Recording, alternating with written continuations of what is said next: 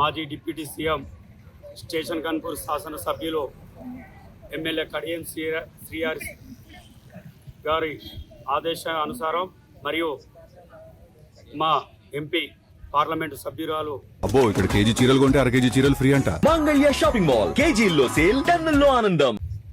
కడియం కావ్య అక్క గారి ఆదేశానుసారం స్టేషన్ కన్పూర్ నియోజకవర్గంలోని చిలుపూరు మండలంలోని చిన్నపెండల గ్రామంలో మొన్న జరిగినటువంటి నీట్ పేపర్ లీకేజీ చేయడం వల్ల ఎంతోమంది విద్యార్థులు చదువుకొని ఎన్నో ఆశలతోటి ఉన్నటువంటి విద్యార్థుల జీవితాల్లో మట్టి కొట్టిన బీజేపీ ప్రభుత్వంపై విద్యార్థులు ర్యాలీ చేపట్టడం జరిగింది. వాళ్ళు బీజేపీ ప్రభుత్వం చేసేటువంటి పేపర్ లీకేజ్ వల్ల మా అధినేత రాహుల్ గాంధీ గారు, ప్రియాంక గాంధీ గారు మోడీ ఇంటిని ముట్టడించడం జరిగింది. ముట్టడించిన క్రమంలో విద్యార్థుల పక్షాన వాళ్ళు మోడీ ఇంటి ముట్టడించిన క్రమంలో వాళ్ళను అన్యాయక్రాంతంగా వారిని అరెస్ట్ చేసి వాళ్ళు అధికార బలంతో వాళ్ళను అనేక ఇబ్బందులు చేపట్టడం జరిగింది.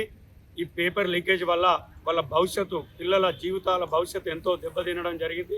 కొంతమంది చనిపోవడం కూడా జరిగింది.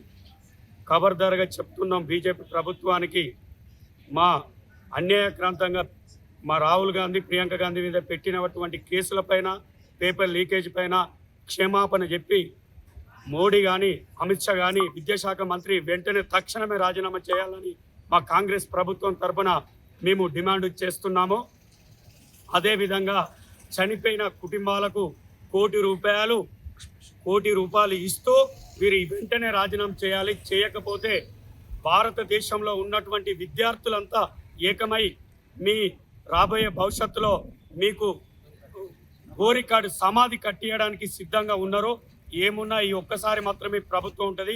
రాబోయే రోజులలో కాంగ్రెస్ ప్రభుత్వానికి విద్యార్థులు కానీ, ప్రజలు కానీ, ఇందిరమ్మ రాజ్యంలో వాళ్ళు రాబోయే ప్రభుత్వం దేశంలో కానీ, రాష్ట్రంలో కానీ మళ్ళీ కాంగ్రెస్ ప్రభుత్వం వస్తుంది.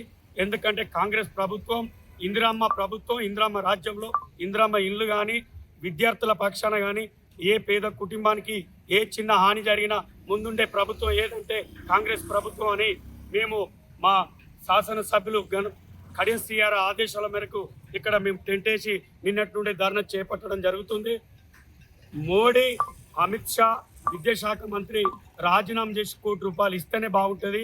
లేకుంటే విద్యార్థుల చెప్పులు మీ మెడలో వేసి మీకు రాబోయే రోజులలో సమాధి కట్టడానికి సిద్ధంగా ఉంటారు. ఇవాళ యువత బాగుంటేనే రానుకునేది ఒకటే, మోడీ గారికి భార్య పిల్లలు ఉంటే, పిల్లలే కనుక ఉన్నట్టయితే, తల్లిదండ్రులు కష్టపడి పిల్లలను చదివించే బాధ మోడీకి తెలిసినట్టయితే, చదివే పిల్లల బాధ, ఒక ఎగ్జామ్స్ వస్తుందంటే వాళ్ళు వాళ్ళు కష్టపడి చదివి ఇక వస్తుంది, నోటిఫికేషన్ పడుతుంది, మేము ఎగ్జామ్స్లో పాస్ అవుతాం, మా తల్లిదండ్రులు మా కోసం కష్టపడి చదివించినందుకు వారికి ఒక జాబ్ చేసి బహుమతిగా ఇస్తామని పిల్లలు అనేక ఆశలు కన్నటువంటి ఆశలను దుర్వినియోగం చేసి నీటును రద్దు చేసిన మోడీకి తగిన రోజులలో కొద్ది రోజుల్లోనే యువత బుద్ధి చెప్తారు. అదేవిధంగా మోడీ గారు మీకు భార్య పిల్లలు ఉన్నట్టయితే తల్లిదండ్రుల బాధ కానీ, పిల్లలు పడ్డ కష్టం కానీ మీకు పిల్లలు ఉంటే తెలిసింది. ఆ విధంగా వాళ్ళు పడే కష్టం మీకు తెలియక ఇవాళ మన దేశంలో యువత అంతా రోడ్డుపైకి వచ్చి ధర్నాలు చేపడుతుంటే మీరు విదేశాలు తిరుగుతూ మీరు సంతోషంగా విదేశాలు తిరుగుతున్నారు. మీకే బాధ ఉన్నట్టయితే, మీకే పిల్లలు ఉన్నట్టయితే మీరు ఆ విధంగా తిరిగేవారా? చనిపోయిన వారికి మీకు పిల్లలు లేకున్నా బాధ లేదు, కానీ చనిపోయిన వారికి ₹1 వాళ్లకు ఆర్థిక సాయం ఇస్తూ వెంటనే మోడీ కానీ, అమిత్ షా, విద్యాశాఖ మంత్రి తక్షణమే రాజీనామా చేయాలి.